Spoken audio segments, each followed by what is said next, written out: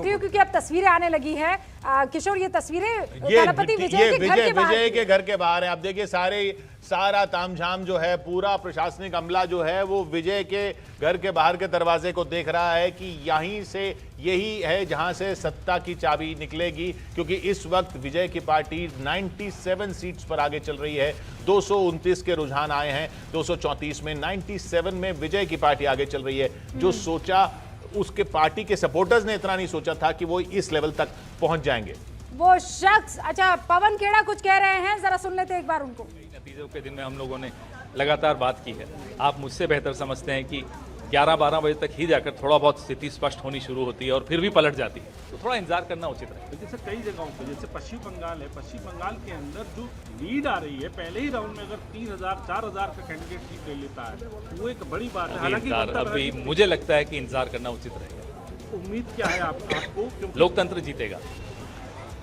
Congress party और India block, हम अपनी तरफ से पूरे आश्वस्त हैं कि कई राज्य जहां हम डायरेक्ट लड़ रहे हैं, जहां हमारी स्थिति मजबूत है, वहां हम जीतेंगे।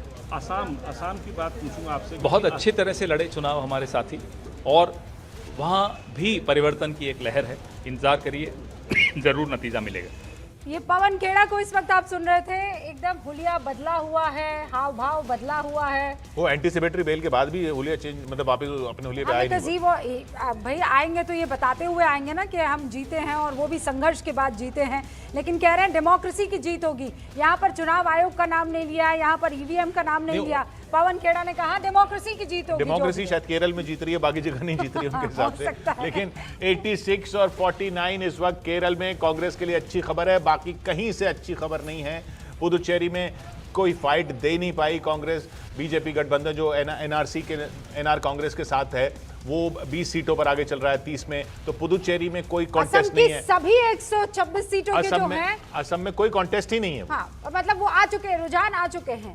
5 राज्यों में 2 जगह एनडीए यहां पर वापस आ रही है, एंटी इनकम्बेंसी के बावजूद 2 जगह पर यहां पर।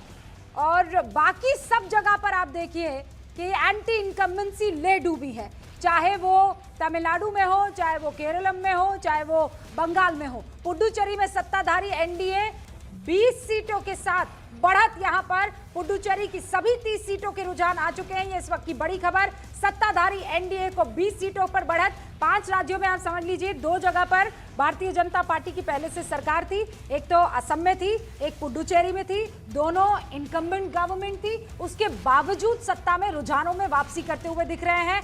तीनों बाकी राज्यों में जो सरकार सत्ता में थी, वो सत्ता से बाहर जाते हुए साफ तौर पर दिखाई दे रही है। ये काम आप केरलम में एलडीएफ को के साथ होता हुआ देख रहे हैं। यही चीज आप बाकी तीनों राज्यों में, बंगाल में भी एंटी इनकम्बेंसी साफ तौर पर दिखाई दे रही है। बंगाल में देखिए फिर अब 147 के आंकड़े पर पहुंच गई है बीजेपी, मेजॉरिटी के आंकड़े पर पहुंच गई है। और उधर टीवी के 98 पर पहुंच गई है, 118। तो तमिलनाडु में हम ये देखना है कि 118 पर टीवी के पहुंच पाती है या नहीं पहुंच पाती है, तो फिर किसका साथ उसको लेना पड़ेगा या लेना लेगी वो। मतलब फिर सबसे बड़ी पार्टी तो वही निकली ना, सबसे बड़ी